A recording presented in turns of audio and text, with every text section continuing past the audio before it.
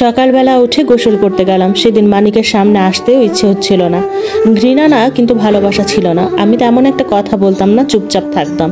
সবাই বলতো আমি শান্ত মেয়ে, কিন্তু না, আমি এমন ছিলাম না। আমার হাসির আওয়াজ আর গলার আওয়াজ অনেক বড় ছিল। আমার মা এগুলোর জন্য অনেক বকা দিত, কিন্তু তারপরেও আমার হাসি থামাতে পারতো না। আর এখন কখন হেসেছি মনেও নেই। বিয়ের 3 মাস পর আমি কনসিভ করি। আমি গত 3 বছর ধরে আল্লাহর কাছে একটা সন্তান চেয়েছি, কিন্তু আল্লাহ সন্তান দান করেনি। এখন না চাওয়াতেই পেয়ে যাই। আমি একটুও খুশি ছিলাম না, আবার নারাজও ছিলাম না। আমার মা আসে আমাকে দেখতে। আমি মাকে বলি, মা চিঠিটা কি পাঠিয়েছিলে? তখন মা বলল, হ্যাঁ, তোর বিয়ের পর পাঠাই, সেটা উত্তর আসে। মা চিঠিটা সাথে করে নিয়ে আসে। আমার বউ হাসি, হাসি রে, আমি তোমায় ছাড়া ভালো নেই। আমার অন্যায়ের জন্য আমাকে মাফ করে দিও। আমি অন্যায় করেছি হাসি। তোমার জায়গা, তোমার রুম কেউ কখনো নিতে পারবে না। এগুলো আজীবন তোমার থাকবে হাসি। তোমার জন্য আমার দরজা আজীবন খোলা। হাসি, বউ আমার, আমাকে মাফ করে দিও। আমি ভালো নেই, কোনো রকম বেঁচে আছে হাসি। তোমার শূন্যতা আমাকে খুব কাঁদায়। ইতি জরুল। চিঠি পেয়ে আমি আর নিজেকে ধরে রাখতে পারি না। মায়ের কাছে কেঁদে বলি, মা আমি জরুলের কাছে যাব। মা আমি আর পারছি না, আমি আর পারছি না। মা আমি চিটাগং যাব। আমার মা বলে, হাসি তোমার এখন সন্তান হবে, তোমার স্বামী, শাশুড়ি, শ্বশুর সবাই আছেন। এদের ফেলে তুমি কিভাবে যাবে? অতীত ভুলে যাও। সেদিনের পর থেকে কোনো চিঠি আসেনি। হয়তো আমার মা আমার কাছে কোনো চিঠি পৌঁছাতে দেয়নি। আমার মেয়ে হয়, ঘরে আনন্দের বন্যা, কিন্তু আমার জীবনে আনন্দ ছিল না। আমি তখনও জরুলকে ভুলতে পারিনি। এর মধ্যে আমার স্বামী ডাক্তারি ছেড়ে দেয়। সরকারি চাকুরি ছিল, সে বিদেশে যায়। বিদেশে 5 বছর ছিল। এই 5টা বছর আমি আমার শ্বশুর শাশুড়ি আর আমার মেয়েকে নিয়েছিলাম। মাঝে মাঝে চিঠি দিত, ক্যাসেট করে দিত আমার জামাই, আমিও দিতাম। এই 5টা বছর জরুলের কোনো খবর আমি জানি না। নেওয়ার চেষ্টা করেছি, পারিনি। আমার বড় ভাই বিয়ে করেন, কিন্তু আমি বিয়েতে যাইনি। 5টা বছর পর আমার স্বামী দেশে আসে। আমার স্বামী দেশে আসার পর আমার আরো ভয়টা বেড়ে যায়, কারণ আমার তার সাথে শারীরিক সম্পর্ক করতে একটুও ভালো লাগতো না। সে বিদেশে ছিল এতটা বছর, আমি তাকে একটা বারও দেশে আসতে বলিনি। শুধু বলেছি আপনার সুবিধা মতো আসবেন। সে দেশে আসার পর একদিন আমাকে জিজ্ঞেস করে, হাসি তুমি কি আমাকে নিয়ে সুখী? তখন আমি কোরআন তেলাওয়াত করতেছি। আমি তখন কোরআনের চুমু খেয়ে কোরআন বুকে জড়িয়ে ধরে বলি, তুমি একজন আদর্শ স্বামী মানিক। তোমার প্রতি আমার কোনো অভিযোগ নেই। আমি মনে হয় তোমার যোগ্য না। আমি ডিভোর্সি ছিলাম, তুমি মেনে নিয়েছো। তুমি অবিবাহিত ছেলে ছিলে। তখন আমার স্বামী আমাকে জড়িয়ে ধরে বলে, আমি তোমাকে নিয়ে খুব সুখী। তুমি আমার সন্তানের মা, আল্লাহর দয়ায় তুমি আমার সন্তানকে পেটে রেখে আমাকে উপহার দিয়েছো। কিন্তু আফসোস একটাই, বিয়ের এত বছরেও তুমি আমার থেকে কেন কিছু চাইলে না। তখন মানিককে আমি বলি, চাওয়ার আগেই সব এনে দাও, কি চাইবো বলো। তবে কোনো একদিন কিছু চাইলে অবশ্যই আমাকে দিবে, ইনশাআল্লাহ। সাধ্যমতো হলে অবশ্যই পাবে। আমার স্বামী দেশে আসার পর আমি আবার গর্ভধারণ করি। আমি একটা পুত্র সন্তান জন্ম দিই। 2 বছর দেশে থাকার পর আমার স্বামী আবার বিদেশ চলে যায়। 2 বাচ্চা আর শ্বশুর শাশুড়ি নিয়ে আমার জীবন চলতে লাগলো। এর মধ্যে আমার ছোট ভাইয়া বিয়ে করে। ভাই আমার চেয়ে বড়, আমি তাদের একটা মাত্র ছোট বোন।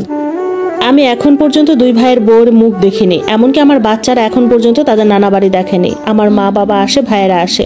আর কোনো বিয়ে শাদী হলে আমার শ্বশুর যায়, কয়েকদিন থেকে আসে, না হলে শাশুড়ি যায়।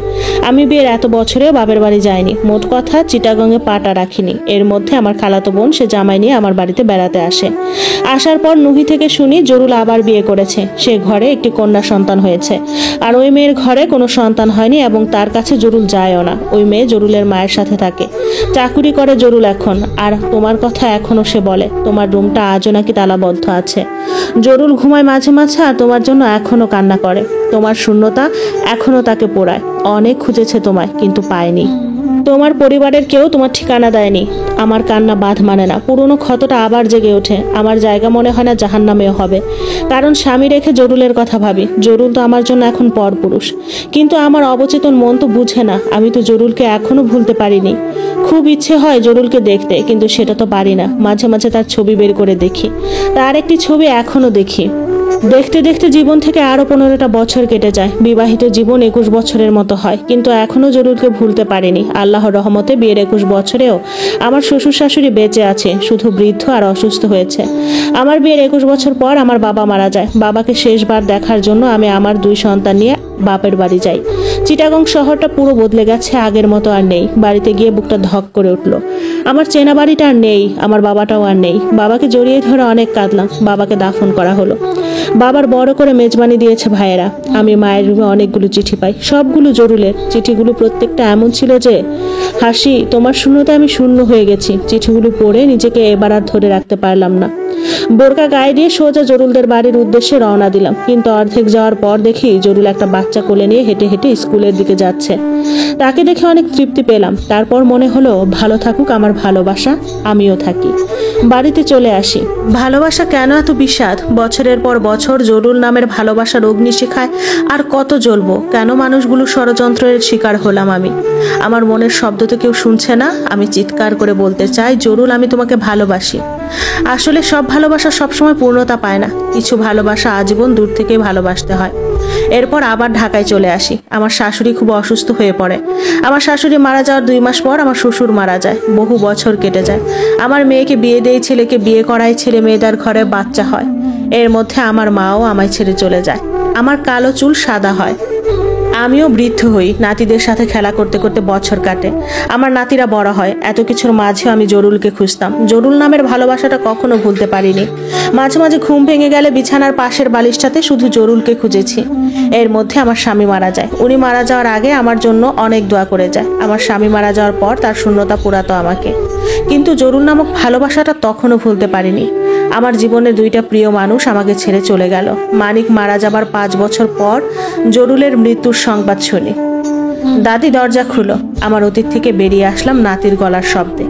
সারা রাত জরুলের স্মৃতিচারণ করতে করতে কখন যে ফজরের ওয়াক্ত হলো বুঝতেও পারলাম না। উঠে দরজা খুললাম। আমি গিয়ে অজু করে আসলাম। এসেই নামাজে বসলাম। আমার সেই রুমটাতেই নামাজ আদায় করছি, যেখানে জীবনে 3টা বছর আমি জরুলের সাথে কাটিয়েছি। নামাজে খুব কাঁদলাম জরুলের জন্য। আল্লাহ যেন তার সব গুনাহ মাফ করে দেয়। আমি আমার জীবনের শেষ দিনটা জরুলের বাড়িতে, আমার আর জরুলের কাটানো 3টা বছরের সেই রুমটাতে থাকতে চাই। কোনো ভালোবাসার যেন বিচ্ছেদ না হয়। মৃত্যুর শোক মানুষ সহ্য করতে পারে, কিন্তু বিচ্ছেদের শোক মানুষ ভুলতে পারে না। আমি আমার ছেলেকে ডেকে বললাম, আমার মৃত্যুর পর আমার লাশটা যেন জরুলের পাশে দাফন করা হয়। আমি আর জরুলের ব্যথা সইতে পারবো না বাবারে। তোদের আমি বুঝতে দেইনি কখনো।